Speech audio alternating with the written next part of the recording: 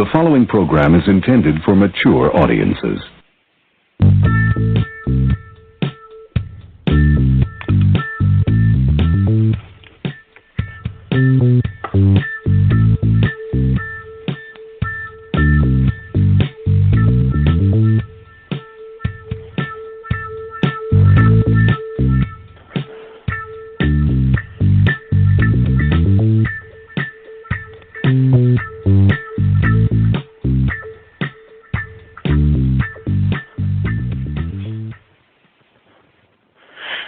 Greetings, Flesh Wound Radio freaks. It is I, the Sultan of Smut, Daniel Shine, and I am joined tonight by the man who breaks more hearts than Sexy Star does arms, Todd Loya. Todd, how goes it? Non-wrestling fans is always scratching their head. Wouldn't it be just dislocating hearts then? Oh, there you go. You get to all the body parts eventually, Todd. Yeah, well, they don't cancel my screenings.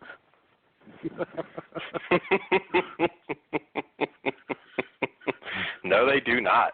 No, they do not. So yeah. I'm going to first address this right off the bat for anybody that might be listening and doesn't pay attention to our Flesh Wound Radio Facebook page. Cheap plug. If you're not, fuck you. You need to get on there. Damn it. But thanks for listening anyways. So I apologize for the fuck you. But you might be curious, because I do want to throw this out there. We're not being disrespectful. We are doing, much like our Romero show, a Toby Hooper tribute who, of course, if you're a horror fan, you know Toby Hooper passed away, 3 days ago now, or 4 days ago, whatever it's been.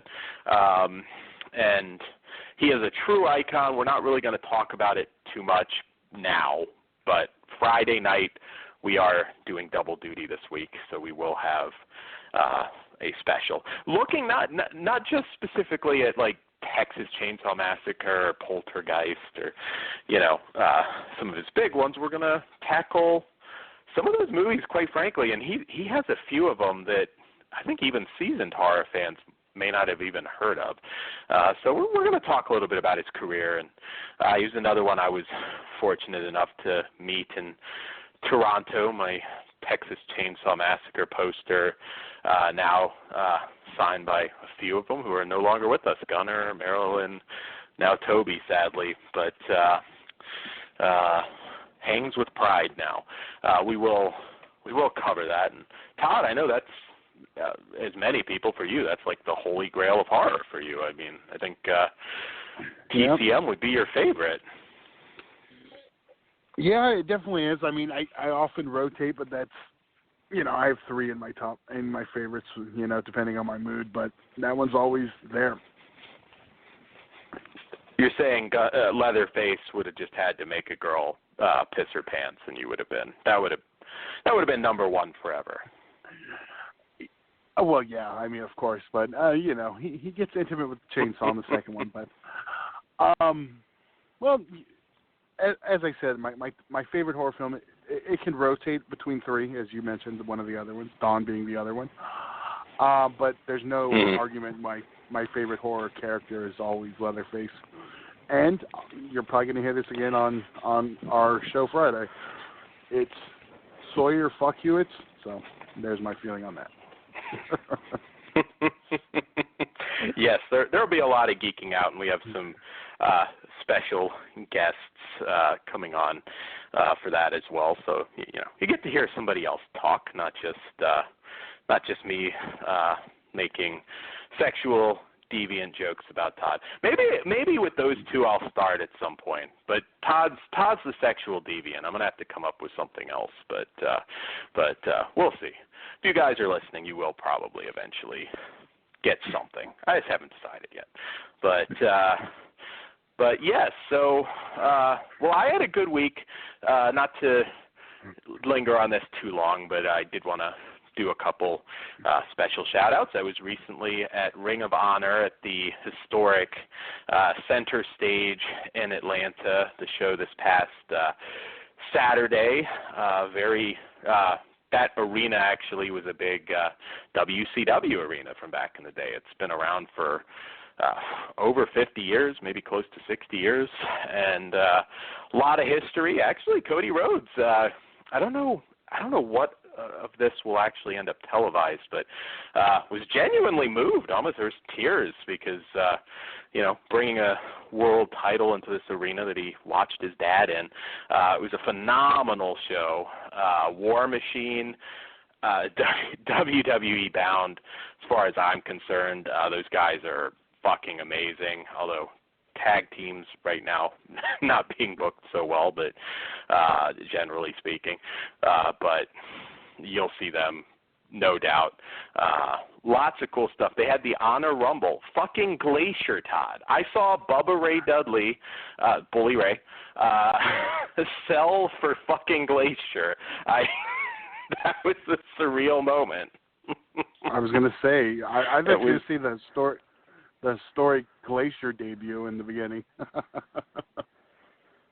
Well, I'm gonna go out on a long shot and say that was a one shot, but he got a monster pop because this is Ring of Honor, not Shikara. I mean, this is not a company really necessarily known for that, so everybody was kind of really going nuts. And they taped a lot of TV, but I'll tell you, everybody was awesome. Cody, fantastic. I think he's a great champ. I think he will be WWE champion in a few years. I have no doubt he's going to be back and solidify his main event status. And Marty Scurll, got to talk to him for a little bit. He's another guy I think you'll be hearing really big stuff from in the not-too-distant future. But, yeah, it was sold out, I believe, and about 750 or so fans there. It was a hot crowd, fun night. So next time they're in Atlanta at Center Stage, I highly recommend you guys attend. Cody even did a dark segment where he even did the Fuck the Revival thing for the fans. So yeah, no, it was a really good show. I've always said, and again, I go to a lot of WWE shows, but the best shows tend to be indie shows. Not that Ring of Honor is really indie, but a little more interactive. And they kept the energy up. That was nearly 5 hours. They taped a lot of shit, and they kept it up. So, anyways, not to bore you with wrestling talk, but I was going to say 5 hours. That sounds like an indie show. Yeah. Well, they didn't take the ridiculous intermission. I don't know if you've had. I think that's the same everywhere, but I've been to so many indie shows that they'll linger forever on the fucking intermission, and it just kills momentum. So they kept things running pretty smoothly. There was a poor guy in the. I think it was the dark. I don't know if they were taping international TV or what, but everybody kept screaming Kmart Bobby Roode at the dude. It was I felt bad for him. It was interesting, but yeah, great show. Look for a Deonna Purrazzo moment on the next Botchamania. She took a nasty header to the outside on the suicide dive. It looked ugly actually. She's lucky she wasn't hurt worse than she was.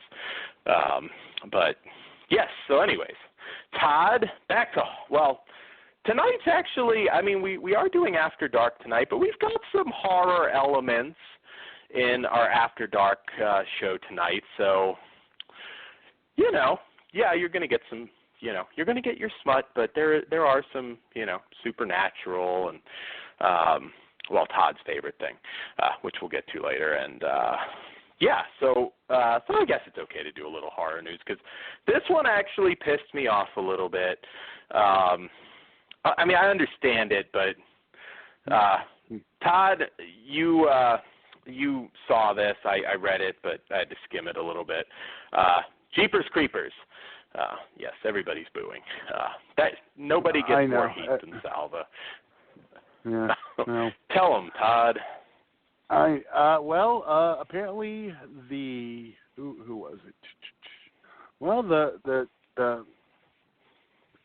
TLC or TCL Chinese Theater Management sent out email today for their valued customers to inform them, due to events beyond their control, the screening hosted at Movie Dude for Jeepers Creepers and Jeepers Creepers 3 on Wednesday, September 13th, will no longer take place at the TCL Chinese 6 Theater.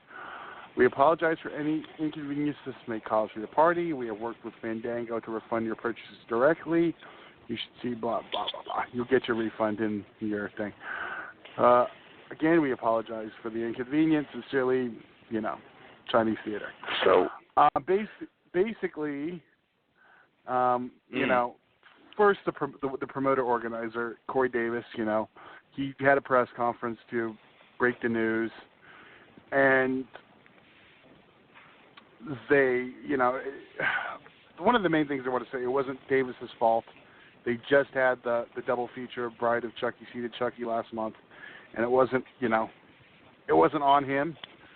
And basically, the decision to cancel was made by the TCL Chinese Theater after they received threats of protest. They were contacted by individuals who promised not only to protest the event on 9/13, but to protest out front of the theater every day between now and then. The theater has a sterling reputation in Los Angeles and aren't willing to risk their name.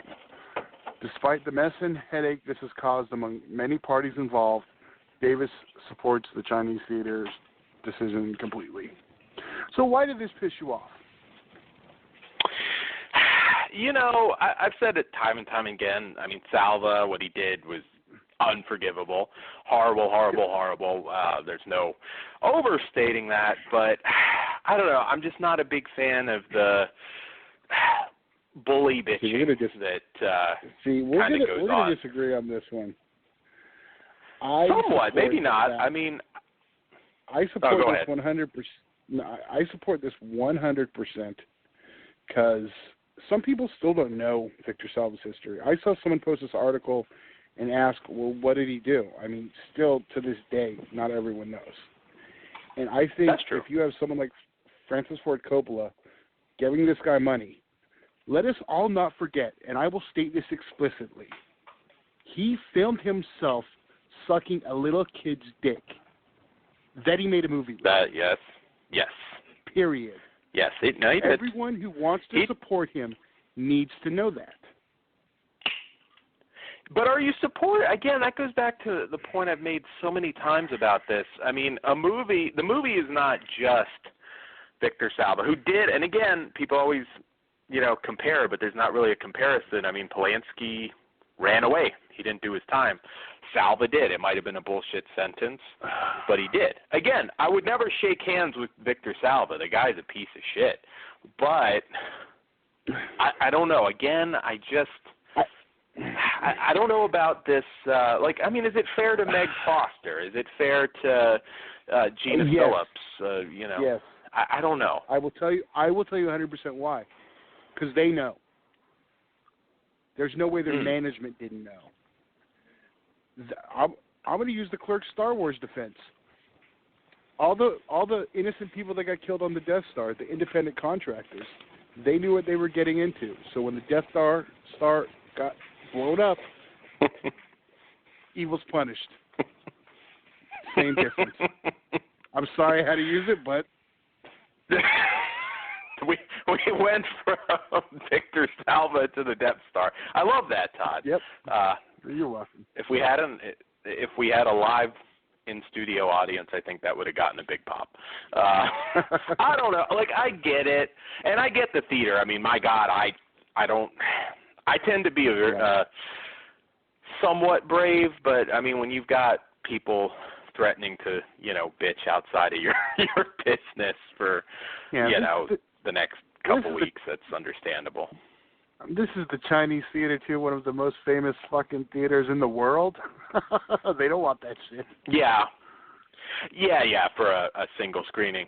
Now, I do have some questions, though, because I've had a busy week, so I haven't, followed every bit of news. But so this screening, which came out of nowhere well, a little over a week ago, because we didn't have a Thursday show. Was it just Los Angeles then? Was it not? Yeah. So, I mean, does this mean nowhere else? This is not getting any theatrical play?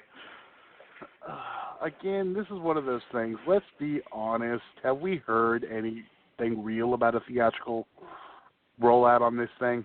When's it come out, supposedly? September, at the end of September. Yeah. But once they announced it, I figured, okay, this is a Rob Zombie 31 type deal where some major cities will get a weekend showing. But even still, we would have heard about that by now.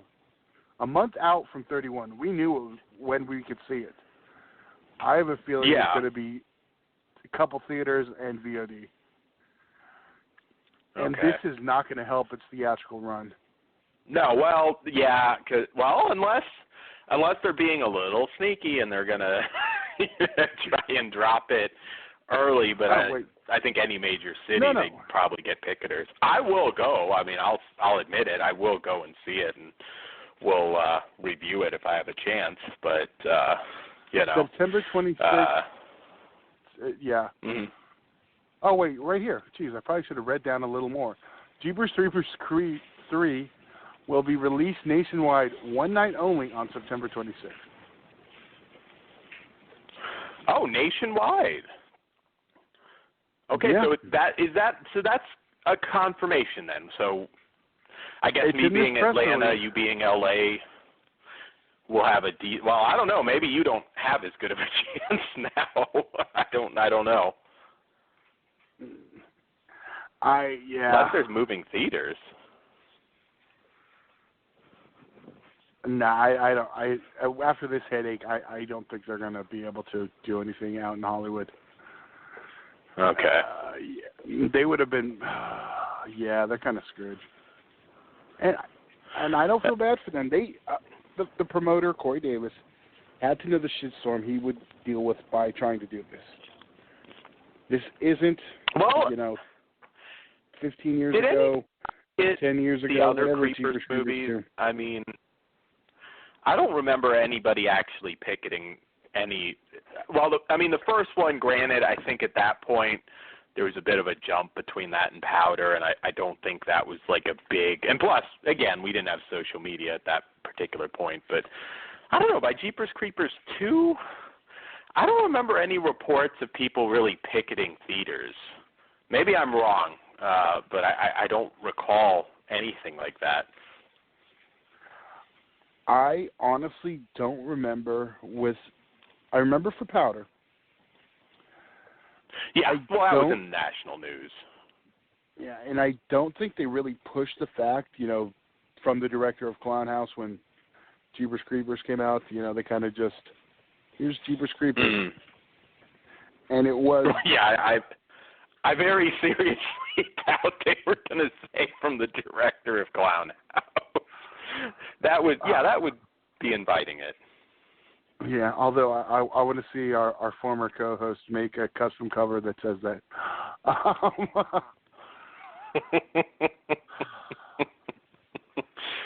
The one movie that will probably never get new DVD, Blu-ray at all. I don't think anybody can touch Clown House. Well, here's the thing with that one. There was a shitstorm with that DVD, though, when they had announced it, or when it was going to come out. It got pulled because it was supposed to come out, I want to say, the same time as The Burning. Maybe it was an earlier MGM wave. Pulled, and some copies leaked out. And then all of a sudden, MGM just quietly released them, whatever they had. All of a sudden, they were out on Amazon and out and about. And it came out, but quietly after the fact. It just, basically leaked out after that initial recall. So, yeah, I think they kind of know. Well, shit. Look at the shitstorm Scream Factory got on putting the first two movies on Blu-ray. Oh, yeah. Yeah. I think somebody actually suggested Clown House, and then the response was just, no! It's like 12 O's at the end of it. Yeah. Let Olive do that They don't respond to emails anyway. No, they do not. No, yeah, Olive would be the company, the dick company to put out Clown House. It charges $30 for it with nothing on it. There you go. God, there's such horrible jokes you can make, but there's a lot. There's a lot. This one. Yeah, well, cause, I don't know. Well, Again. We know Victor behind the scenes footage. Yeah. Oh, Todd. That's I horrible. told you that. Do I have to go back and edit that one out? That is horrible, Todd. That was the line. All right. If all of a sudden Dan starts laughing for no reason and said I went too far, I went back and edited it.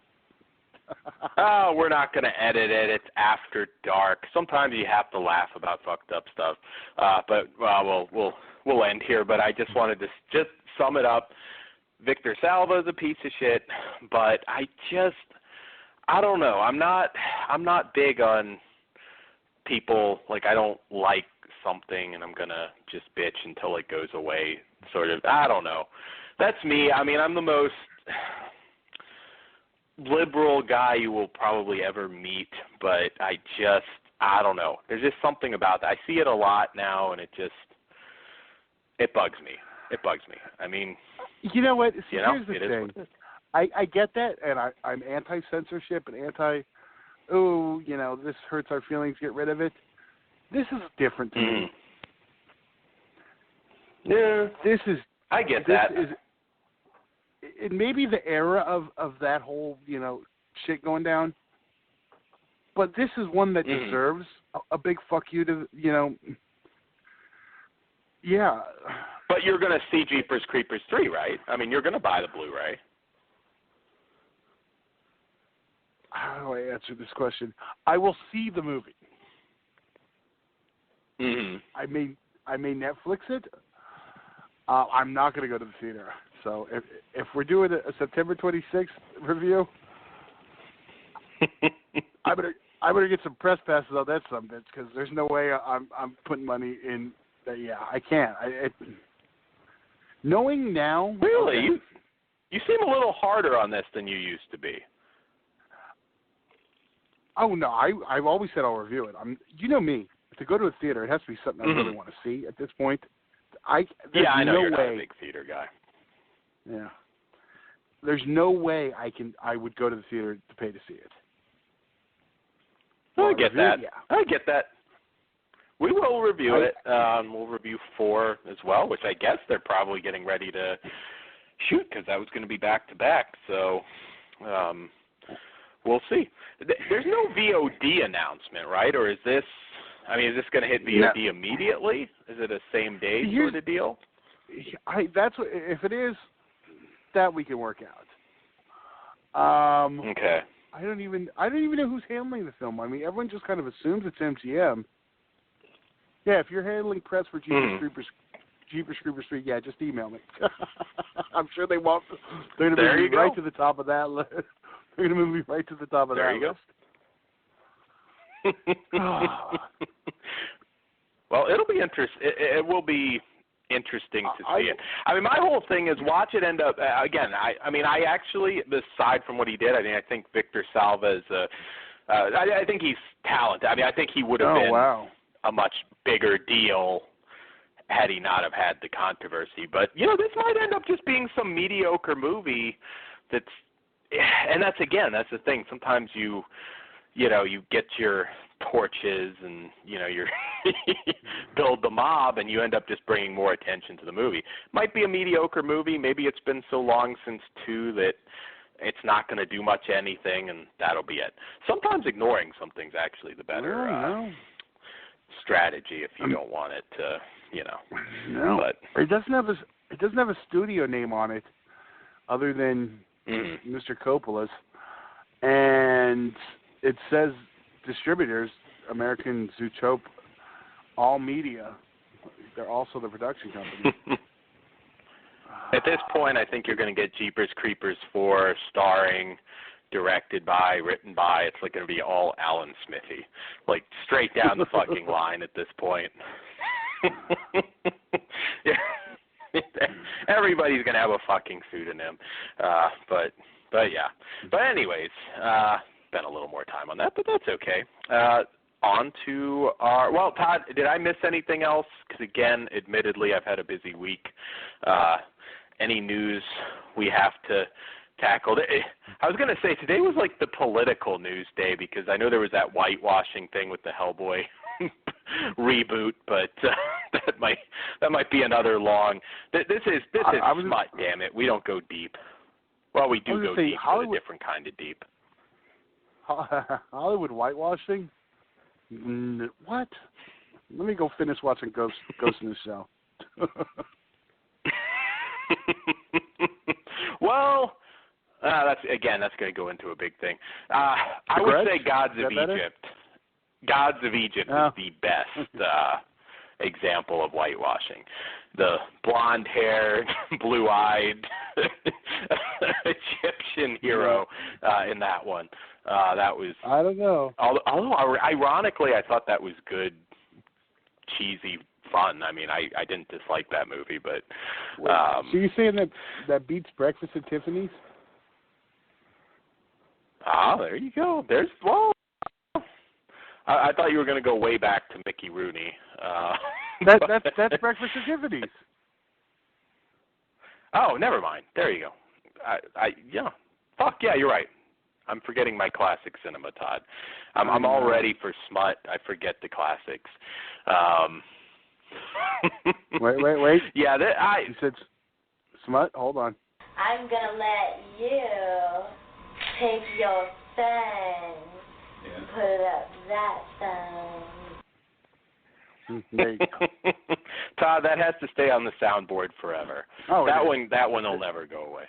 We'll have like our 50th anniversary. We'll be sitting here just popping Viagra and, falling asleep during the show, and we will still have the epic Bridget clip. For some reason, it's on here twice, so I must have made sure we didn't lose it. I would have found it for you, Todd.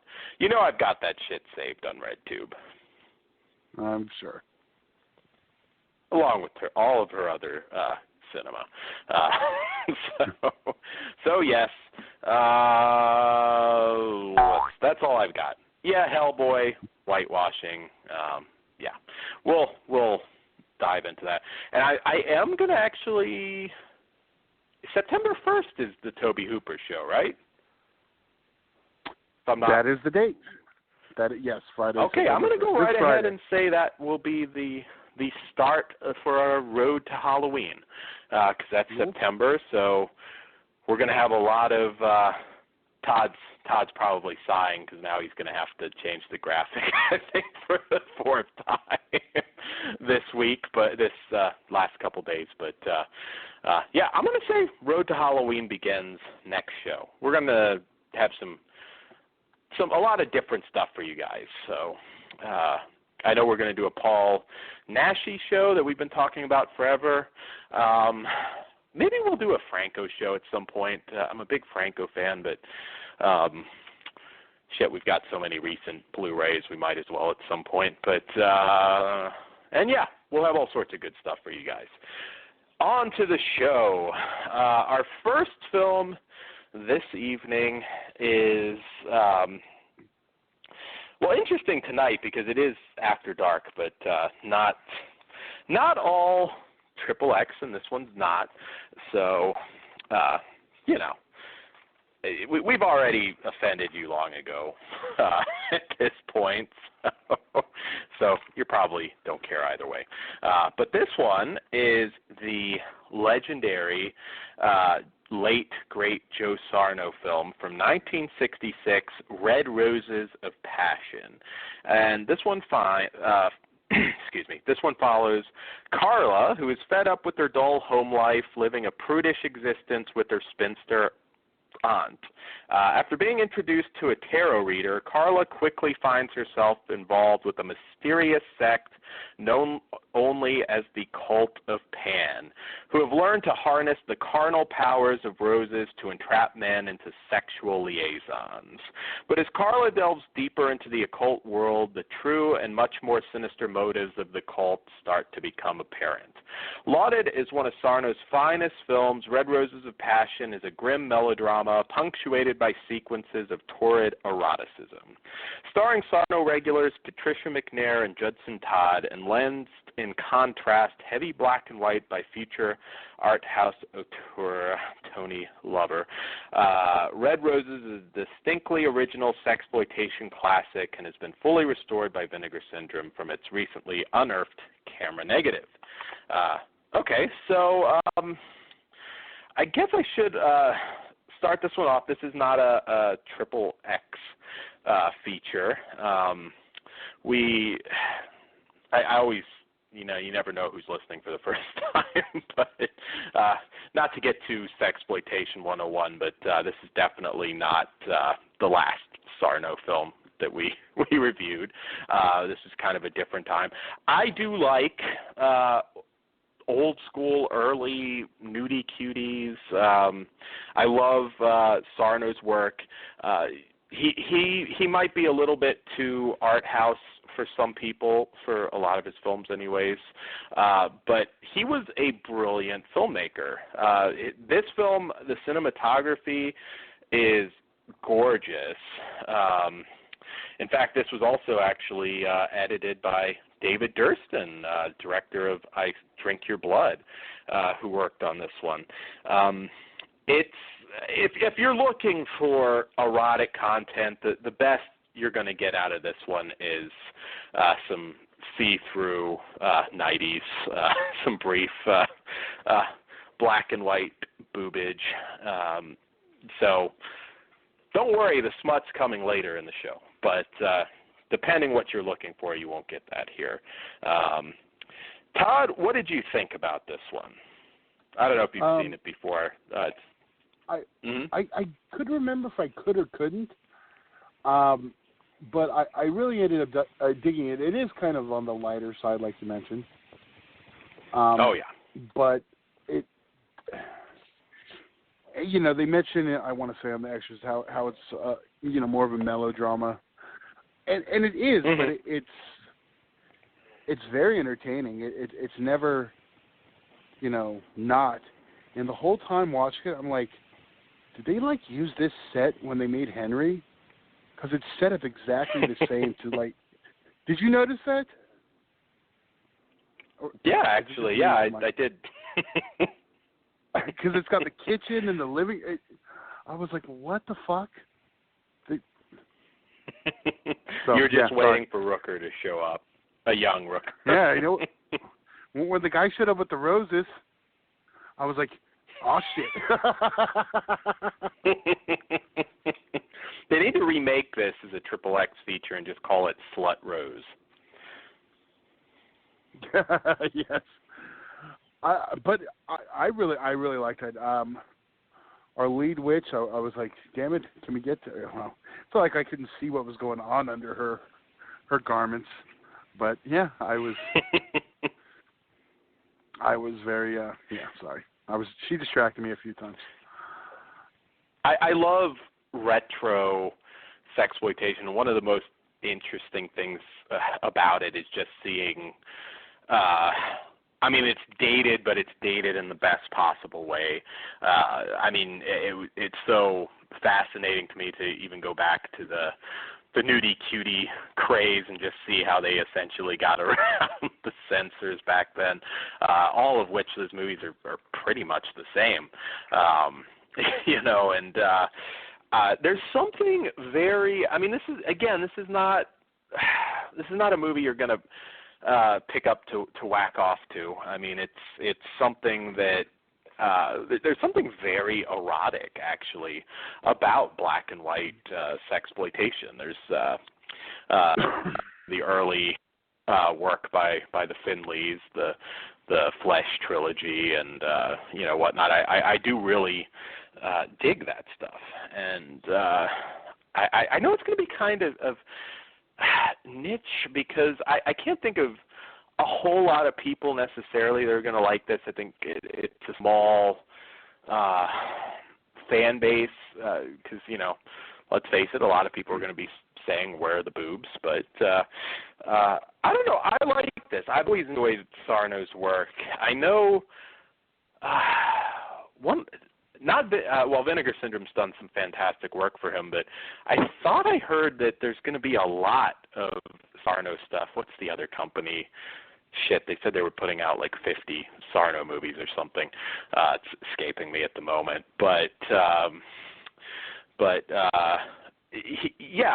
mean, I enjoyed this. I mean, the cat fight over the rose, it definitely has its humorous moments, and it gets a little kinky in theory. I mean, there is sort of some implied mother-daughter action going on, and and it also has an interview, much like the recent Sarno release, with Sarno biographer Michael Bowen, who talks a little bit about the occult, supernatural type themes in many Sarno films. This isn't really going to fall into horror by any means, but of course, vampire ecstasy and Sarno covered a lot of ground. And he talks about actually meeting Sarno the day before 9/11, ironically, in his apartment, and kind of goes over Sarno's Amalfi films, of which this was the last. He talks a little bit about there were 4 films in total, Flesh and Lace, Naked, Fog, and My Body Hungers. I don't know if maybe we'll see some of those from Vinegar Syndrome as well. And it's another great interview. Vinegar Syndrome in general on the extras for these films did a stellar job. And they talk a little about Sarno's crew and cast at the time. They talk a little bit about David Durston, who had just made Love Statue, actually, I think the same year or the year prior to this. And another fantastic extra here. And they also talk because, at this time, censors were a big issue, and they kind of mentioned the sort of occult stuff was a good way for Sarno to get around it. He was pretty much freed up only, a year or so after this, when the censors kind of dissolved a little bit, and, of course, exploitation started to change. I like this movie a lot. Again, it's not going to be for everybody. You really have to have an affinity for old school sexploitation. If you're not really schooled in that, I can see some people not digging it, but I'm not one of those people. I really enjoyed this. The Blu-ray for me is a 5. I couldn't really ask anything else. The movie is a 4. Check it out. I do really enjoy this one. Todd, what say you? I'm actually on par. I really did. Like I said, I don't remember if I saw this one before, but this is definitely moving high on my list of Joe Sarno's. Oh God, I'm saying it wrong. Joe Sarno. I know. The vowels were. Todd was hitting the booze today early. We'll save that for Friday's show. It's moved high up on my list of favorites from him. I definitely am giving the film a 5, and overall extras. It's one major extra, but that really does it. I mean, overall package, I give it a 4, and hope this line continues. And as of now, it will. So another home run from Vinegar Syndrome. Yes. God, they have a really good October lineup too. Some more Roberta Findlay, which I think I even said on our last show. I was hoping they'd do some more of hers, and so. Yes, Red Roses of Passion. Let's see here. What shall we tackle next? Todd, should I knock out a solo and then do an early break? We could do that. I am good with that. Okay, that's my way of saying I don't have to use the bathroom yet, but I think I will before our normal break. So there we go. Totally I don't think wrong the song's button. long enough for that, Todd. That wasn't what I was. That wasn't what I was trying to hit. I was trying to hit this.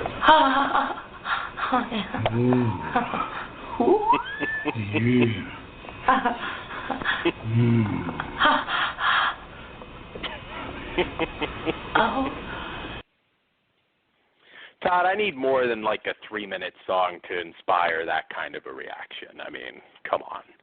I don't know. That's like about a good 45 minutes of foreplay to build to that. I don't know. We'd have to have a long-ass song. You'd have to play like Freebird like 4 or 5 times for me to get there. But I'm good. I'm not that good. So, anyways. So I do have a solo to bust out. This is also not Triple X at all. This is this is actually a new film from Wild Eye releasing. I did a solo last week for Badass Monster Killer, which was a fun H.P. Lovecraft modern day film that blended blaxploitation with H.P. Lovecraft that I liked quite a bit. Maybe that's a sign of what something. This film maybe not so much, but I won't spoil my review. Getting into it, an homage to European exploitation of the 60s and 70s. A man searches for his missing girlfriend who has been abducted by a clan of vampires led by an insane Nazi doctor, whom he must battle to save the soul of the woman he loves. So this is. I kind of vaguely remember seeing an Indiegogo for this like a year or 2 ago or something like that, and I don't remember too many details about it, but I do remember the basic pitch, and just thinking like it is tough to do this type of gothic horror vampire film on a budget in modern times. It just very, very rarely works. And this definitely does not, I'm sorry to say. First and foremost,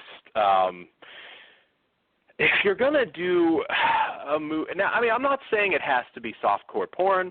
The Ingrid Pitt vampire flicks, which are classics, I mean, really don't have a ton of sex or nudity in them. I mean, it's really more than that. Those films were genuinely erotic, just fantastic films all around, still are.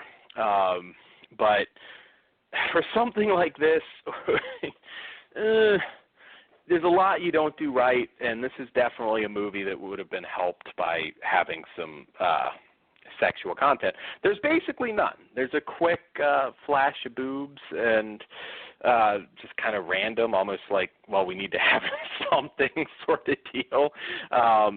And yeah, what good can I say about this movie? Some decent acting. The lead girl at the beginning was pretty good. They even has a shower scene that shows nothing. Not a good idea, by the way. If you're not going to show nudity, don't have them in the shower. It's kind of like Eyes Wide Shut without the boobs. I mean, at one point you even have a sort of Eyes Wide Shut scene. This dude in a dildo nose mask that's walking around. I mean, it's like you think you got Eyes Wide Shut. Instead of boobs, you get Tom Cruise playing volleyball for 2 hours. It's just not, I don't know, it just doesn't work. The lead actor, partly because of his acting and partly, I think, because of the way it was written, very unsympathetic. He has no chemistry at all with the lead actress. He's kind of like Tom Savini had a very wooden son that he got into acting somehow. I mean, just not very good at all. That's kind of how I would describe it. I mean, it's almost bloodless. It's no eroticism. I mean, it's atrocious blood work. I mean, it was just like you get this blood splatter onto the camera, and then there's these bad seizure-inducing flashing lights. It was just, this one was a rough watch, I'm sorry to say.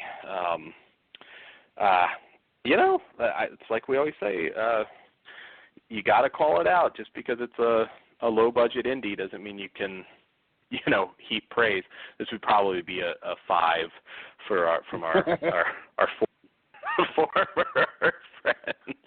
I don't know. Even they might be a little on this one because there's just not a lot there to recommend. They pretty much how close have they to. are with the filmmakers. Those filmmakers would have to suck some dick, though. They really would, I think, for this one. I think it would be the reverse. I think the society usually sucks the dicks, but I think it might be the reverse on this one, truthfully. Allegedly. It's just not. Allegedly. Sucking not the literal dicks. I'm not saying there's literal dick sucking going on, but yes. They are sucking the invisible dick called ego, for sure. The indie dick? So yeah, the indie dick. Yes. That's it's feeding the ego and sucking the invisible dick. Chasing the back of the box quotes. Come on. Absolutely. Yes. There we go. Like I said, if one day Vinegar Syndrome will just put us and just say in quotations titties. That's all I want. Like I don't need quotes on the back of a bunch of shit micro budget flicks. Just titties. That's all I want. There we go. One day they will do it. They will hear us and they will just do titties. Just that. If they decide to put corporate assets on Blu-ray, we will be fight for a quote on that one. That's for sure. We will fight it. If you guys are putting that out on Blu-ray, we will be personally offended if we don't have titties in quotation. At least that. I'm just saying. If the Poonies comes out, I'm gonna, which I know is impossible. I think I've been told they're probably listening to this show, thinking it's like he's talking about the fucking Poonies again. I know it's not going to happen, but a guy can dream. A guy can fucking dream. You need to do like a VHS transfer line and just put out the Poonies. That's it's got to happen. Put it on streaming. We need the Poonies. But anyways, back to this piece of shit.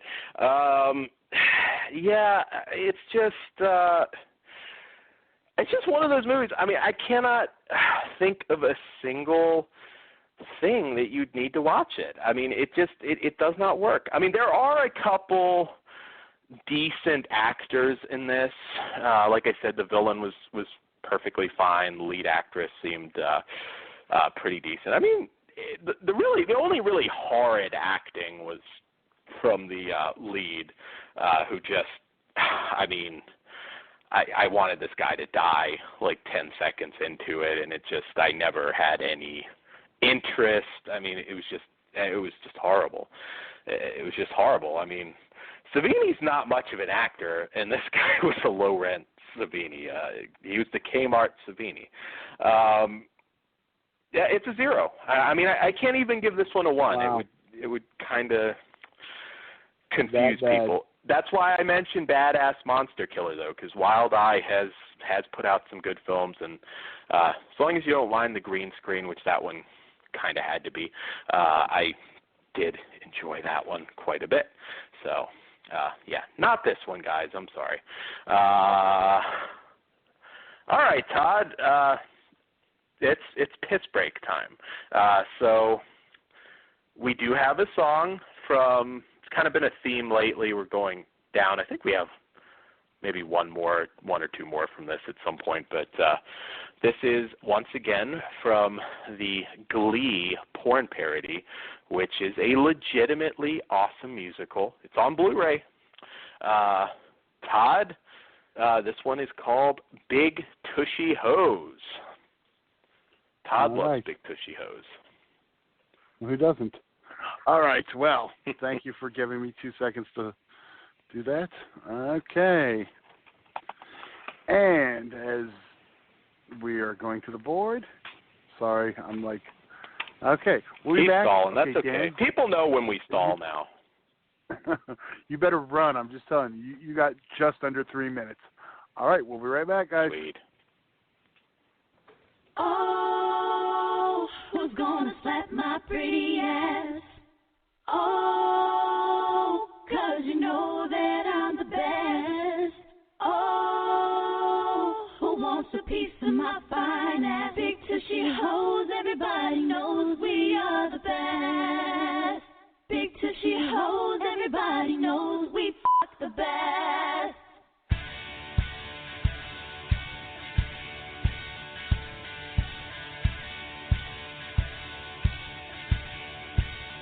Why don't you sit down and take a seat? You're nothing more than just a geek. That ass of yours is looking kind of pale. Oh, I'm a singer, you're a whore. You're in my spate, you want some more? Bend over, bitch, and kiss my pretty cottontail. Oh, who's gonna slap my pretty ass?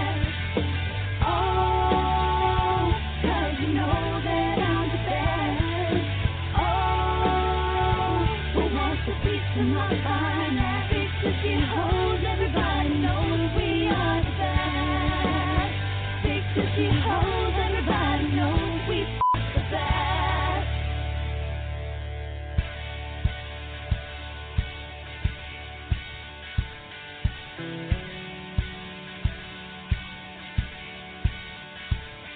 You're skinny and you're wrong, now you're messing with my song. Check this out, you ain't got nothing over me. I'm a perfect piece of ass, tight and pretty, smooth like glass. I'm a dream, I'm a porno fantasy. Oh, we're gonna slap my pretty ass. Oh, 'cause you know that I'm the best. My fine ass, big tushy hoes, everybody knows we are the best. Big tushy hoes, everybody knows we the best. Oh, who's gonna slap my pretty ass? Oh, 'cause you know that I'm the best. Oh, who wants a piece of my fine ass, big tushy hoes, everybody knows we are the best. Big tushy hoes, everybody knows we the best. We will f you.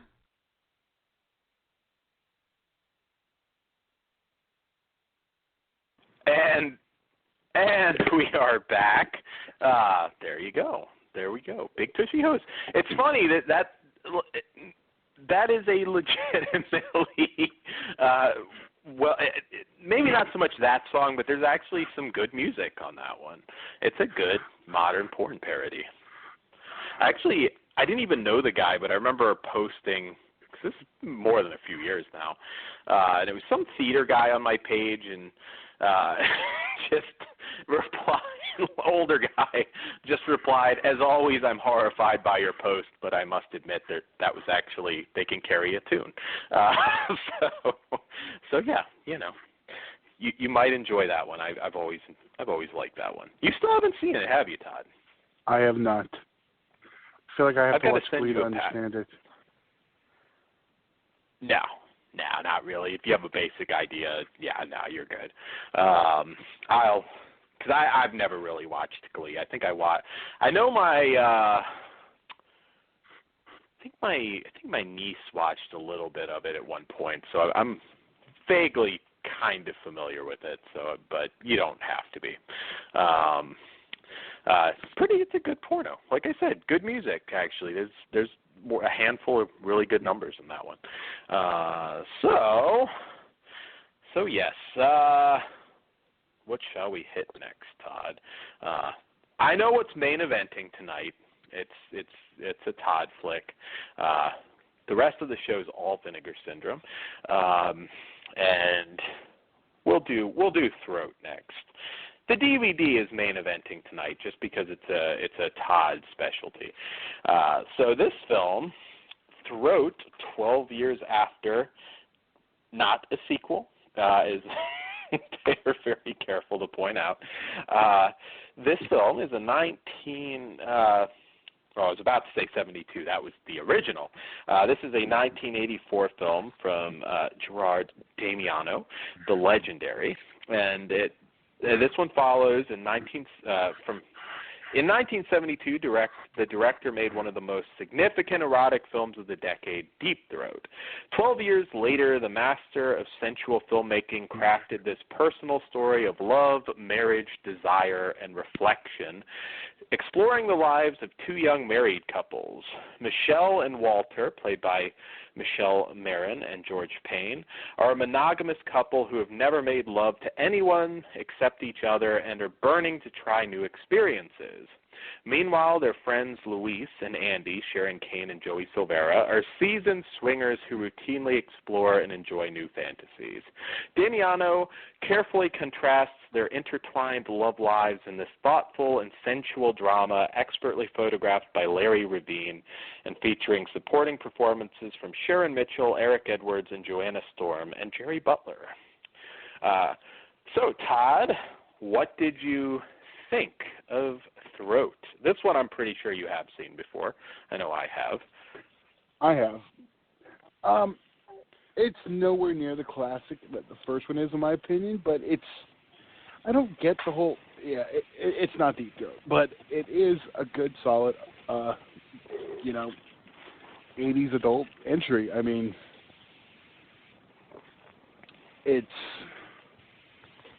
how do I put this in? I mean, there's enough entertainment from both sides for me. I mean, there's, it's a little more hardcore than the other one, and we close, spoilers, we close with the classic 80s orgy. Yeah, well, they didn't take they didn't really have a lot of punch in that ending, because I actually really liked this movie, but I was kind of expecting, we're going to have one more set. They didn't have it, but you were saying. You threw me off when you threw it back so quick. I do. I think. I was doing the Danny Davis, Todd. I was just hitting a quick stomp and tagging the big guy back in. No, I wasn't ready for it. I'm trying to pull my notes. Sorry. Cover for me, Dan. Danny Davis threw you off. Obscure wrestling references always throw you off. The whole not a sequel thing, they make. I don't. It's weird because it's not a sequel, but yet it's 12 years after. I know he's the director. He's always been weird about the property, but he didn't even want his own film to be a sequel to it. Yeah. Well, that was such a huge thing. I mean, maybe he just felt nothing was ever going to live up to that. I mean, everybody knew Deep Throat. I mean, it was like a cultural phenomenon. Yet they actually made a Deep Throat Part 2, but made it R-rated, which, totally was, Yeah. I never understood. But Deep Throat's not among my favorites, though. To be honest, it's a great movie, but it's not my favorite. I am with you on that one. It's not. Linda Lovelace never did anything for me. I'll be honest. Though I do like Linda Lovelace for president. Go figure. Yeah, I like her, but I think right place, right time. I've never found her to be. I mean, I think a lot of other people had day of, again, right place, right time. But yeah, I agree with you. It's no Debbie Does Dallas. I've made it very clear I am a fan of the comedy in the genre. But this one, I don't know. There's just something about this. I actually prefer this one to Deep Throat, actually, myself. There's humor in the first one, but this one, I don't know. This one just feels like more of an actual film. You're trying to do something, a little different. Yeah. No, I actually really like this one a lot as well. I already mentioned, I think it needed a little more maybe at the ending, but we've never really talked about her before, but Michelle Marin, and we'll talk a little bit more about her in the extras, but really talented actress, actually. I thought she was very believable in this one and very, very attractive. Very retro hair, but very attractive as well. She was actually a big turn-on for me, anyways, in this movie. And also Sharon Mitchell, who we don't talk about enough. Sharon Mitchell is fucking awesome, and she has a very hot scene in this one as well. And we get a flashback, a double blowjob from her, and one in flashback through a fence. That was pretty creative. Had flashbacks of Gia, even though it was clam on clam action in that scene. I don't know. Maybe the makers of Gia saw Throat. It's entirely possible. It might have inspired that lesbo twist. At least I hope it did. That'd be pretty cool. But yeah, this one, I thought it works very well. I mean, the scenes, the erotic content works very well. I thought all of the scenes actually in this one were excellent. Sharon Mitchell, as I said, is gorgeous. The other Sharon Kane, who plays Louise, is great in this one. Another person we haven't probably talked about as much as we should. The bathtub sequence, and that was very hot. This one had a lot of two sex scenes going at the same time through flashback. Sharon Kane, very, very hot in this one. I liked it. I mean, again, this is another one, and I loved, of course, when they went into the sewer club, where Annie Sprinkle pops up briefly as Candy, and always love her too. It's actually amazing for all of the adult film stars I've met. I mean, there's several I haven't, but I don't have a lot of bad things to say about most of the adult film stars I've met, particularly, golden era 70s, 80s stars. They all tend to be super nice. Nina Hartley, awesome. Sharon Mitchell, awesome. They all tend to be really cool. And when we get to the orgy sequence, there is some comedy to be had here, actually, Todd. I thought the waiter in the suit with his cock hanging out when he whacks off into the titty mug, that was a classic sequence. Oh yes. I want a titty mug like that, Todd. That needs to be the next thing. We need to get a shop and have a titty mug. I've seen those titty mugs. I know, but we need one like, I don't know, maybe you, like two titties, like a big-ass mug, and like your face in between them. It can be like a motorboat mug. We might have to charge a little bit extra, do a face mold on Todd, and like I said, we're going to do the dick molds. We're going to have those Flesh Wound Radio dildos. That somewhere I've got like some. I have to have at least one stalker. My ego's not going to handle it if I don't have somebody listening right now that is like diddling their cooter to the sound of my voice. Probably not, but I'm just going to live with the hope that somebody's out there. We're going to put them up, and if one of you fuckers don't at least buy a dildo, I'm going to be personally offended. I was going to say, if Caesar's listening, we know the answer. There you go. I'm not counting Caesar, though. I'm not counting. I'm still flattered, Caesar, but it's got to be. We got to have a girl that's going to order a flesh wound dildo. It's got to happen. Hey, we'll put a poll. If you'll buy them, Todd and I will go in for dick casts. I know you're going to have a hard time explaining that to your wife. It's, I don't know what you would say, Todd. Then why's she going to have to deal with me if she gets one?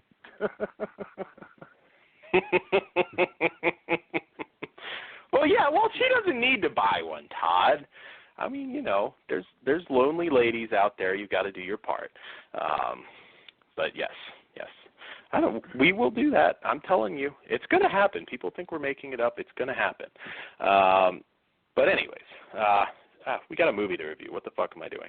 I like the Brady Bunch sex windows. I thought that was funny. It just ends a little premature. It just seemed like, although there's a lot of porn movies that do that, but I don't know. It felt like it needed a little something at the end. But overall, I really like this film.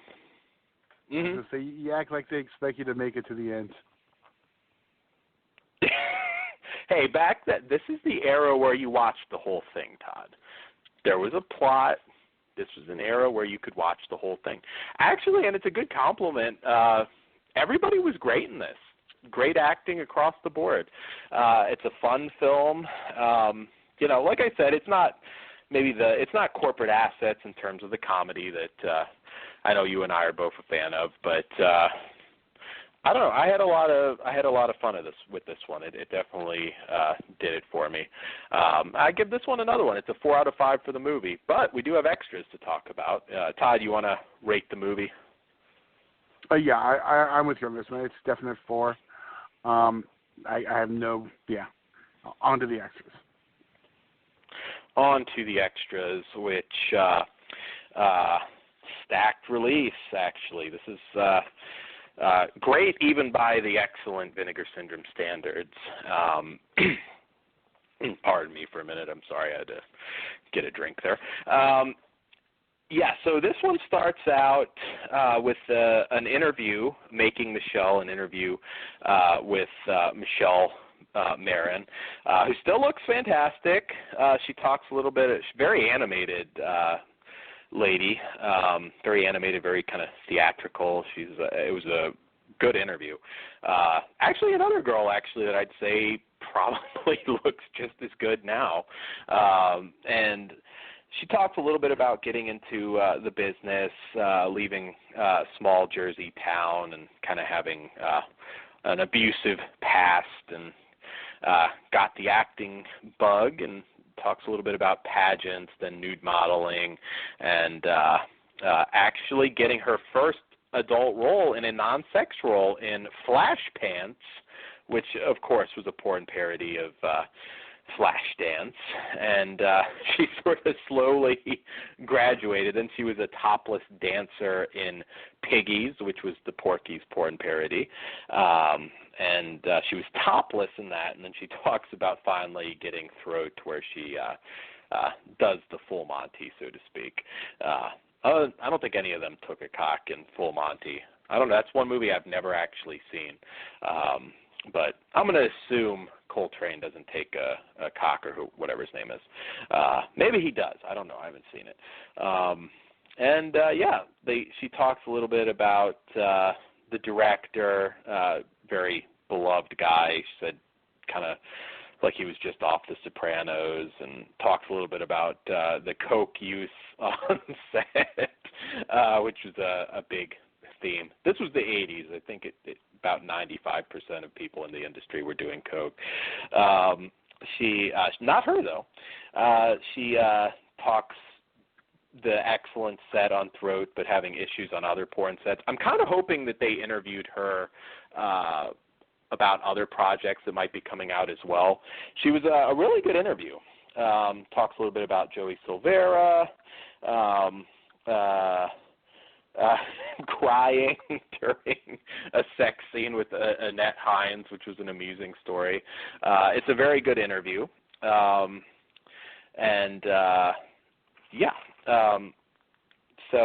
that was great. There's a lot to cover on this one. There's also an interview with Larry Ravine, which a little more technical. Of course, he's a legend. Talks his relationship with the director. Talks about Adventure Studio in Queens. Another great interview. Talks to the director going to hairdressing school just to meet women. I thought that was pretty funny. And probably the main event in terms of extras was another audio interview. Same Casey Scott moderates it, and it plays during the movie, and it's with Sharon Kane.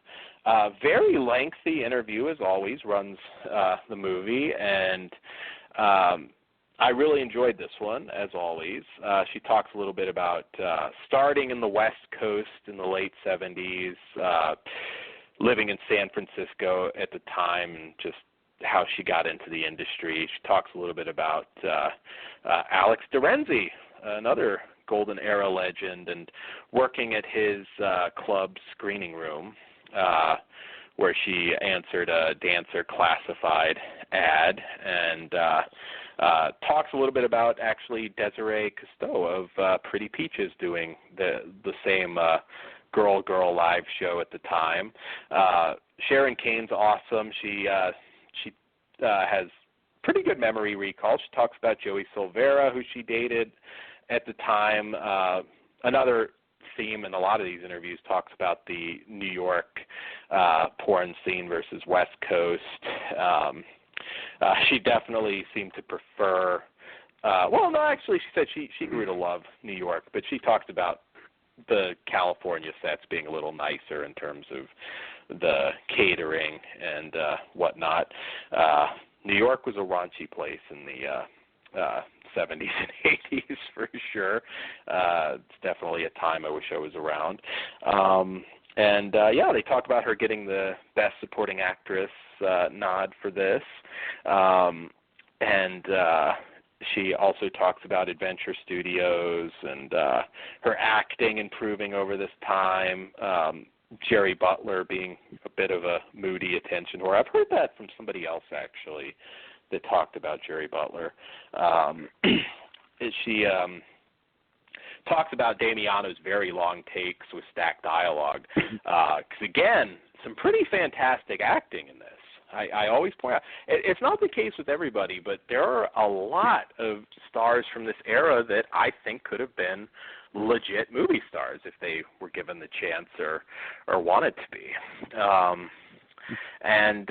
They talk a little bit about Night Hunger also, which they actually mentioned maybe wanting to put out. So, in short, this is a fantastic extra. Great work by Casey, as always.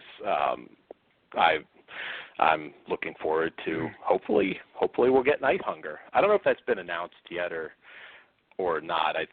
Maybe that one's still a maybe. We can get it, but I still want Poonies. Just put out Poonies and Corporate Assets on a double for us. That's all. We will get an Indiegogo going, and we'll figure something out.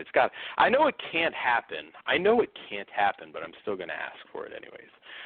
But Corporate Assets can, at least. Maybe it can be an extra on something.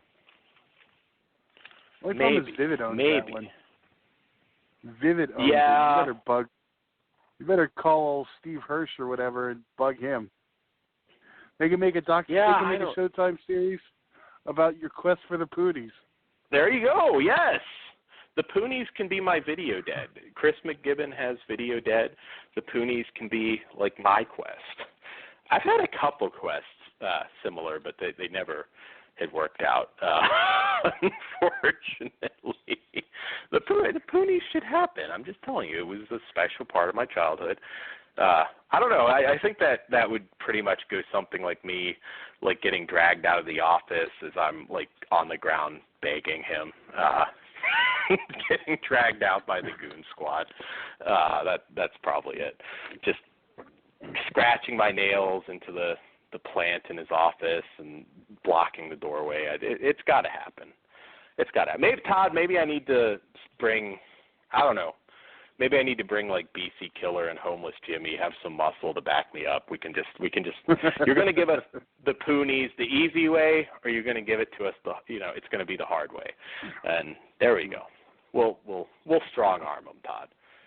Give us Poonies. Yeah, well. Anyways. Sorry I volunteered. That works. Guys. Yeah. Oh, well, I felt like Jimmy didn't work for a company that made porn. Yes. I know it's almost certainly not going to happen, but I still think they should. Maybe, I don't know. What do you think? Do you think they could ever get something with Robert Black? I just feel like those are historically important, and although I know it's probably problematic for Vinegar Syndrome to even consider it, but I'd like to see it. And the fact that a lot of them are shot on tape. Yeah, I know. But even on the streaming, I mean, I know it's not really their wheel, but again, historically significant, national news. That'd be my only pitch for those. Historically significant for sure. But anyways. Well, then why don't we Kickstart, crowdfund, whatever? I'm sure he'd be willing to part with those. I don't know. I don't know. I don't know what if he's. I don't know really what he's like nowadays. So, didn't he have a kid or something? Baby. Yes, just recently. Okay. That changes a man. I know It does. My arch enemy came and shook my hand randomly on Saturday. I gave him the nod like I always do because I always fuck with him. He walked over and shook. I was really confused. I was like, all right. Did he punch you in the face again? No. And the Tyler funniest thing was I went solo. I was like, all right, if it's going to happen, tonight's today. You didn't do anything to provoke him, did you, Todd? I flipped him off a few. I flipped him off a few times, but no. Last time I talked to him too, and he talked to me cool. It's weird. And then I found out that the other day he just had. Well, yeah, not to get too. Yeah, you got it. All right. I don't got it, but that's okay. I don't know. Do you have the clap or something? I don't know what you're talking about, but that's okay. I heard he had a kid recently. Oh, okay. Well, that's better than the clap, Todd. Jesus. Well, ironically, that's the only reason he. That's the only reason he didn't get. Personally, but. That's the only reason he didn't get fucked up the night it happened, because I had just found out my wife was expecting. So. That actually would be pretty badass, Todd. I was going to say, like, shoot fight with the front row mafia. That would be. That's got to happen when I'm there, though. That's got to happen when I'm there. I've never really talked about it here, but yeah, he wasn't getting out of that building. If I did say, yeah, he's getting out of that building. I've never been punched, but I'm kind of a Japanese style fan. I don't get super rowdy. I can, but I don't get too rowdy. I tend to like to soak in the rest. You would. If I go there, I probably would. Yeah, I get that, because I kind of have to figure out my environment, see what's going on. It takes me a minute to get going. Oh yeah, I was. Well, anyways, I won't get too much into Wrestle Talk right now, but we do have one more movie. Todd's favorite, I already know it, and that is Intrusion, which is from director Arthur Neveu, actually Zebedee Colts, a guy I'm actually a big fan of. He didn't direct I think he directed maybe 10, 11 movies or so. Didn't direct a lot, but he was also an actor. We reviewed him in Sherlock Holmes with Harry Reams. He was really funny in that one as Watson. I like his movies, though. So This one is a 1975 film that follows a young housewife played by Kim Pope is accosted and held hostage in her home by a deranged man impersonating a door-to-door salesman. Excuse me. Her terror and abuse intensifies when a friend unexpectedly arrives at her home for a visit. A longtime staple of the underground film trading world, The Intrusion is a tense and disturbing portrait of assault. Kind of feel like they maybe blacked out some stuff here because there's like big spaces in the synopsis. Complemented by a haunting leading performance from Kim Pope and Michael Gaunt in his debut Scream role. The film, the production of which continues to be shrouded in mystery, The Intrusion is unlike almost any other sex film of the era in its unflinching brutality. Vinegar Syndrome presents this notorious shocker fully uncut and newly restored from negative elements. So yeah, this one is actually somewhat notorious. Been out there, a lot of crappy bootlegs. As always, Vinegar Syndrome presents it better than it's ever looked, or we could ever have hoped it to look. Well, Todd, you got to go first before I get into this one because this is we got to let the OC intruder go first and cover this one. I found this film highly offensive. No. Yeah. Are you getting on the soapbox again like Jeepers Creepers? Todd's turned heel. It's the right to censor Todd. Todd's going to get his Mormon missionary gear and like go to UEW and start like preaching. Jimmy, you shouldn't hit him with a light tube. That hurts. You should be sensitive to his feelings and like just like give him, write him like. Yeah, that would be actually awesome for you, Todd. Be the anti-violent. All right. Well, yeah. No, I really, really, really, really enjoyed this one. It's a simple setup, but I kind of feel like Dirty putting so much praise on this one. Because normally we have for new listeners.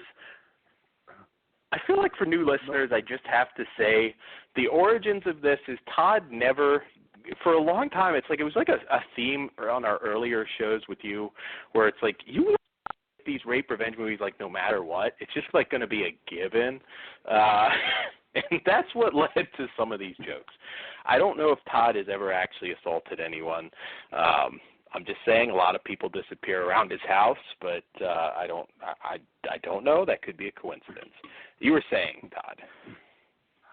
I was saying that. I know this one was a little, I felt a little sleazier with this one because normally we have simulated acts. Well, I mean, no one's literally getting raped or murdered, but I don't know. It was I don't know. Cue it's up weird. The salva joke. Yeah, right. It was. I enjoyed it. It was a rougher, I mean, it would be what would be called a roughie, I guess, but it was still later in the era, so it was still a full-on adult film. Basically the guy goes in the house, captures the resident, and has his way with her. I mean, what's a better setup than that? Yeah. Yeah. Yeah, it's pretty. I mean, you get the sex scene at the beginning with the husband and wife, and then the rest of it is pretty much all that, and her friend comes in on the action as well. It definitely, I mean, it really does. This movie kind of does, it really feels relevant even in the horror genre because it's a very tried and true setup for, I mean, these movies work. And, I mean, the actual revenge aspect of this is a little brief, but it is there, and these ones work. They make you feel like you need a shower afterwards. It's very retro 70s sleaze, and this one just happens to be hardcore. And I was gonna say I kept like looking at The Intruder. Do you kind of like grade this on like what you would do, Todd? Like you put yourself in their shoes and kind of like, nope, there he should have known. Should have known that those scissors were there. Yeah, there was a few times I was like, what this dumbass? I do not grade on that scale. I almost wish there was a soft version I would have felt less dirty with that one.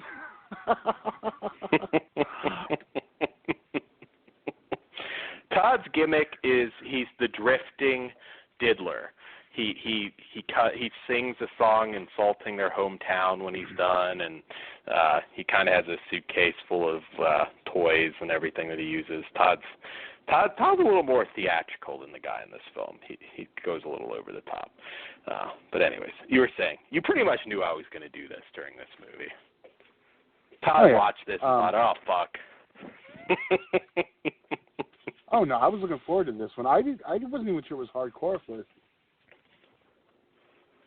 Oh yeah, no, I knew this one was. I mean, I don't know if this one's famous necessarily, but I have been well aware of this one for a long time. But and it's a good heel performance. It's actually a very good heel performance by. I didn't think this was his first film for some reason, though. I actually thought he was around for a few years, but Kim Pope, also very good. I thought it was funny, the Lynn Bishop, who plays Gail, I remember watching the movie thinking, wow, she sure doesn't seem into this. Not the greatest performance, and it was interesting in the extras to hear that she was actually very uncomfortable with this movie, and it kind of shows in her sequence. I was going to say that makes it work. Yeah, no, it definitely does. And I thought Kim Pope was fantastic. And it has the iconic knife penetration sequence, knife handle, I should say. Not a lot of gore or anything in this one, but yeah, that was definitely a pretty sleazy, tense moment. And it is hard, though, like, who do you recommend this to? But if you've listened a long time and you're, I was gonna say, see, we need I'm a Todd guy shirts for our Flesh Wound store that on the back have like David Hess and all sorts of chaos. Or maybe I'm a Hess guy. I don't know. We can't put our faces on everything. Hess is the man after all. Wouldn't it be I'm a crew guy? How do we work that one out? Yeah, there you go. That's actually telling you we need to get that store up. But I did think it was the intruder was a little bit too considerate though, because he actually goes down and eats Gail out. Maybe he did that because he was uncomfortable. This is the next one. I'm a rape shark guy. Done. I was going to say, I've been shit-talking nonstop to get you to do another one on Shitpost, and you still haven't. I've been so busy. I will get one up. Here's You're what never I'm too busy for the shark. I've already kind of promised Pugs. I probably should have run this by. I've talked to Pugs and Kyle, because that was one of the things that, they both wanted to talk to me about at the biggest deathmatch tournament in SoCal, but Rape Shark was still the conversation piece. I said we're going to have to have him on. You need to do a battle royal or something, maybe a deathmatch battle royal, and Rape Shark needs to be in that thing. I will come down for it. I will even be Rape Shark. I don't care. I will take some shots and get thrown over the top rope, probably look like a fool, just to make that happen. Although everybody has to sell for Rape Shark, at least briefly. He's got to have his moment in the sun. We don't want to kill it, but I don't know. Although selling for Rape Shark might be, I don't know. You might be selling. I don't know what his finish would be. I have an idea. And then Rape Shark Shark needs Boy to run in. Maybe Raped? Joey Ryan. So I said, does Shark Boy come out and get raped? Or does Rape Shark there not you rape go. other sharks? See, that's what we got to figure out. See, here's what I said. I told Pugs and Kyle we will have to have them both on and just do the Rape Shark show where we will brainstorm out and literally plot out the entire film. as we're just talking about it, because we already have our how it happens, why the origin. Yes. But we need to. We do. We need to do. Maybe that will be. That will be on our leading up to Halloween. We will definitely have. I don't think we'll do I a special segment. I don't know if I told you this. Now. If I told you this on the air, I know we're kind of going off topic. But I might have told you this. I don't remember. Shit, here it goes. I was telling someone else was talking about Rave Shark, and he was like, is that a real? He was asking, and this is one of my close buddies, but he was like, I saw something about that, and he like sent it to a friend, and he literally pulled it up on his phone. It showed me, and he didn't realize that was us. That he sent the Rave Shark graphic to his friend because he thought it was hysterical, and it was literally the accused one. And I was dying. I was like, yeah, that's weird. He's like, because he heard us talking about it, and he was like, is this a parody? Is this real? Oh, Jesus. Like, I saw something. So that will be what we're known for. Yeah. Our tombstones are gonna have like a little shark bite out of it at this point. Creators of Rape Shark. And I'm okay with that. I know a lot of people shared that. I'm a little excited and disturbed at the same time that might be getting around and being a thing, but I need yes. to make that page. We got to smash that up. Yeah, you do. We definitely will do that. But yes. Anyways, Intrusion.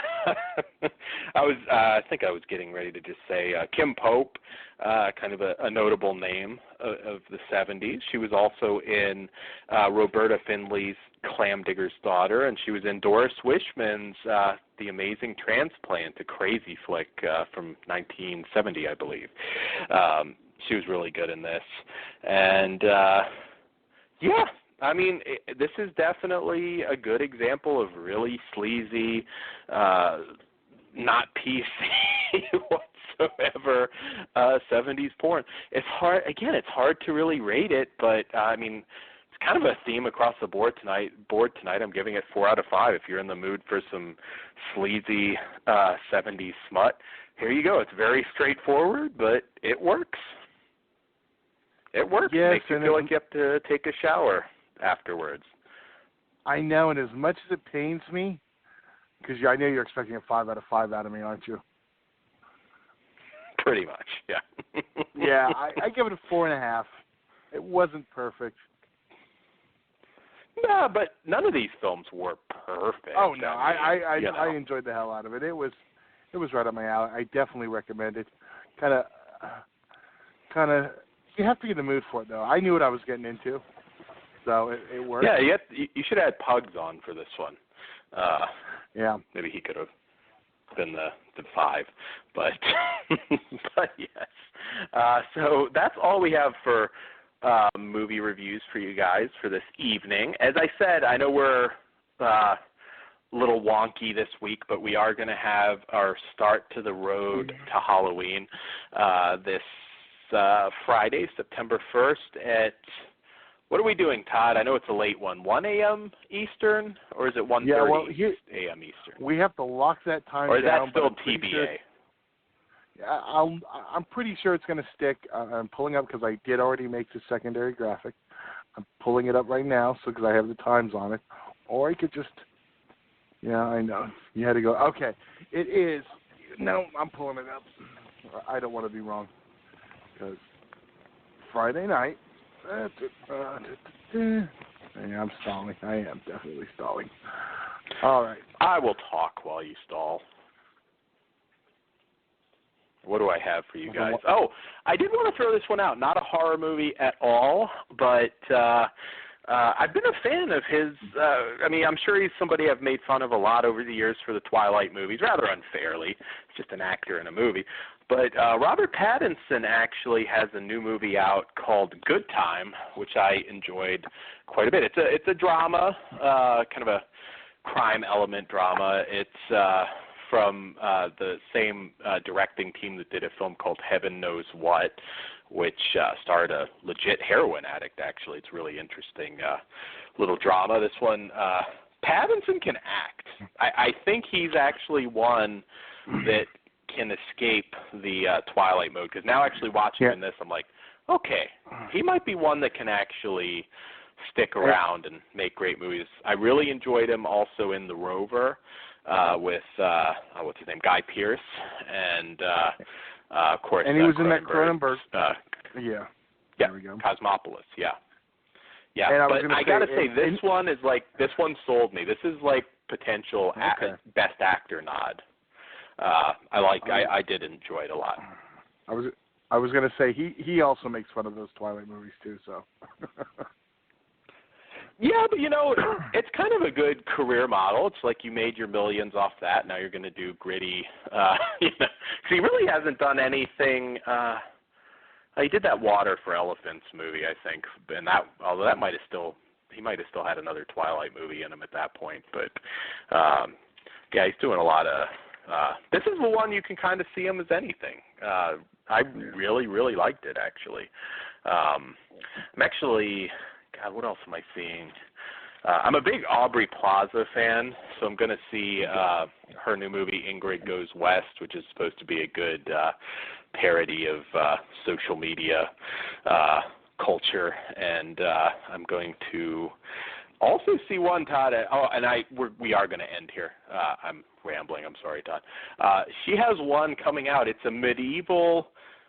I haven't seen it, so I don't know how accurate this is, but somebody told me it's like a medieval themed. It takes place in a nunnery, and it's like a sex comedy that takes place in medieval time. And she's a nun or something. I think John C. Reilly plays the priest. I'm definitely getting that. It comes out September 19th on Blu-ray. It just sounded right up our alley. So that's all we have for you, Todd. I have our times. All right. See, this is where it gets weird, so this graphic's going to be funny. Our tribute to Toby Hooper. My computer's rebooting, so I will have to check it.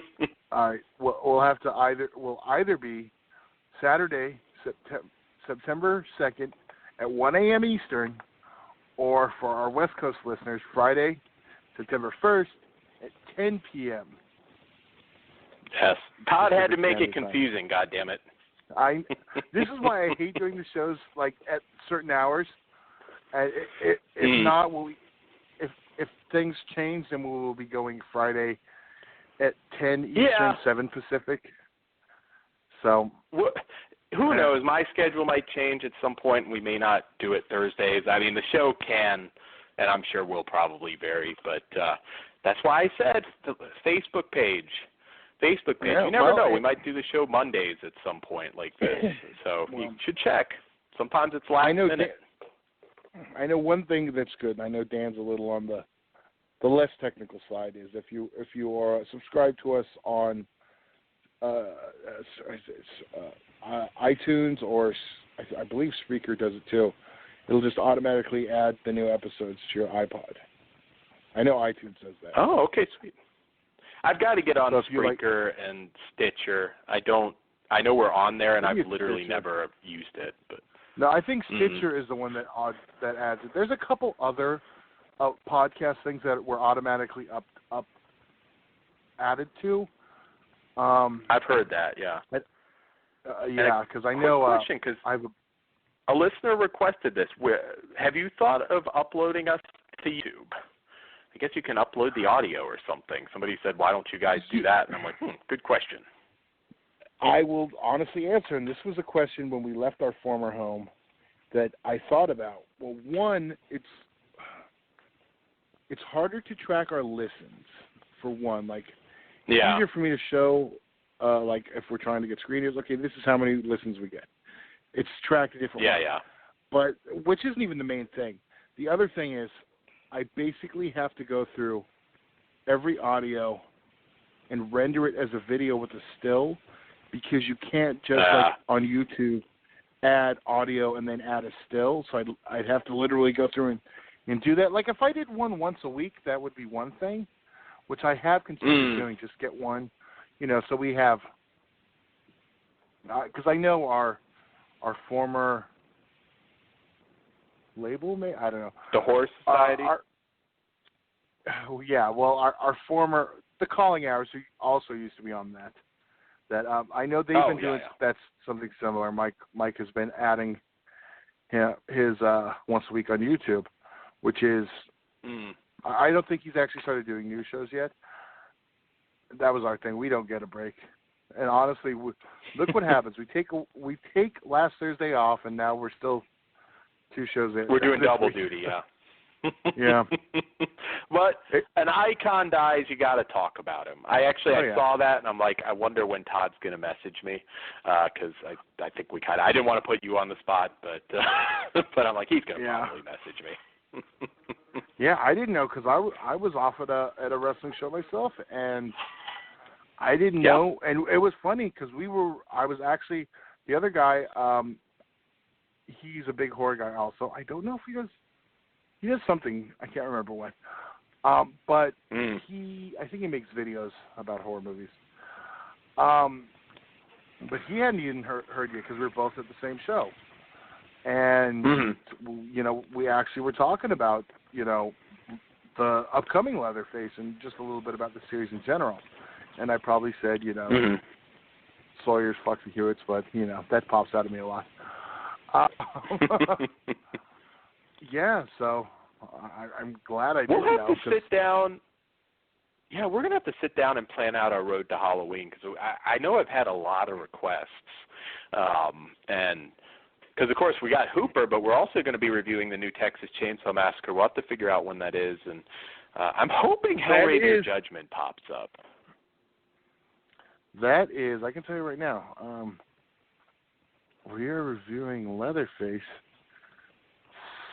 I want to say it's either September 21st or the 28th. It will be on DirecTV VOD. We may end up pushing our start time on that, depending how that works. Okay. Yeah, so check out for different start times. And I know we'll plan Paul Naschy maybe a little bit later into October, because we never reviewed the first Paul Naschy set, and there's a second one coming out. I was going to say, don't we have another one coming? Yeah, we do. So that one will be, we'll have a lot to tackle for those. So yeah, we'll have a bunch for you. We may even throw in a bonus commentary here and there. And if you have suggestions, as always, get on the Flesh Wound Facebook page, Flesh Wound Radio. Volume 2 doesn't come out till November, so. Oh, that got bumped. Okay, well that's actually good, because I was going to say, because you also have Inquisition from Mondo, and it'll give us more of a, because I was going to say that might be more than one show, so maybe that's a blessing. Yeah. That actually kind of is. We'll have all that for you. We'll have a lot of good Halloween themed goodies for you. We'll have more Vinegar Syndrome later this month. We'll have some next month. Yep, absolutely. I know we'll have to do, one person suggested we do the Lou Ferrigno, although it's not Halloween. That's the only thing. But, yeah, somebody suggested the Hercules films for a commentary, and I was like, okay, that's good. That might end up being more Christmas season, but yeah, we'll definitely do those. Somebody suggested Nightmare Before Christmas, and I'm like, okay, maybe some filth in a PG movie. That would be good from a see if we can figure that one out. Maybe I could put a call in and get the Pumpkin Queen to come on for that one. I don't know. I don't know if I could be like filthy around a lady on the show. Although I did traumatize a former female radio co-host a couple times, but I'm like, I don't know. Not somebody that can actually like kick your ass though. I'd probably be more behaved on that show, truthfully. She can get to you. Well, then maybe Todd, we would. So. Yeah. Well, then maybe we won't. People are going to just find us with the shit kicked out of us in an alleyway with a flaming pumpkin over our heads. That would not be good. But yeah. Well, but for Friday's show, I know we'll start. We'll have the for sure time tomorrow. I should know by afternoon. So I know we're going to start pushing that. So like I said, our time is not locked in yet. I have a varying factor because we are also having Pug's Dread from the Horrified and Chris from the Blood Brothers podcast. So will be joining us to tribute Toby Hooper. So we got that lined up for Friday. Absolutely. We're just waiting on the exact time. The road to Halloween begins, and Well, sorry, you have to redo. Well, you have to redo the graphic maybe no matter what. So there you go. We'll add to road to Halloween.